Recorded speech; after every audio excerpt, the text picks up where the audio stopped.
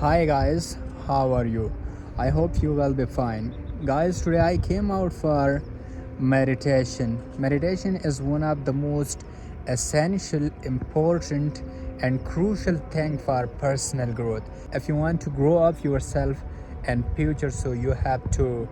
do meditation every day 10 to 15 minutes. Guys, actually is a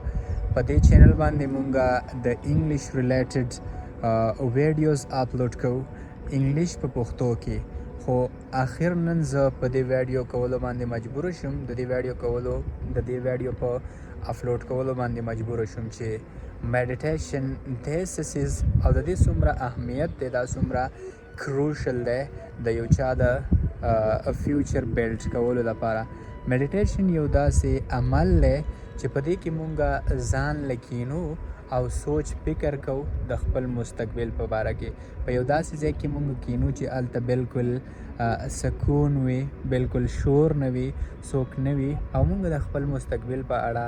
د 10 منټو نه واخله تر 15-20 منټو پورې سوچ کوو په دې کې خو نه موبایل زموږ سره شامل وي نه زموږ سره لیپټاپ را سره وي او نه زموږ سره بکس وغیره را سره وي نو کله چې مونږ دغه تھینکینګ کوو نو دغه عمل ته ویلی کېږي میډیټیشن او دا ډیر زیات امپورټنټ دی ډیر زیات اهم دی په دې کې زمونږ دا فایده کېږي چې زمونږ د خپل فیلډ سره ډیره زیاته واسطه پیدا کېږي نو که چېرته تاسو هم په یو فیلډ کې خپل مستقبل جوړوئ او تاسو میډیټیشن نه کوئ نو میډیټیشن کول ستاسو لپاره ډیر زیات اهم دی خو ګایز نن به مونږ صرف میډیټیشن نه زده کوو لکه څنګه چې تاسو ته معلومه ده مونږ د انګلیش سره ریلیټډ ویډیوز اپلوډ کوو انګلیش په پښتو کې نو مونږ به په فیلډ کې هم نن څه نه څه زده کوو نو د انګلیش سره ریلیټډ یو 2 ورډ زده کوو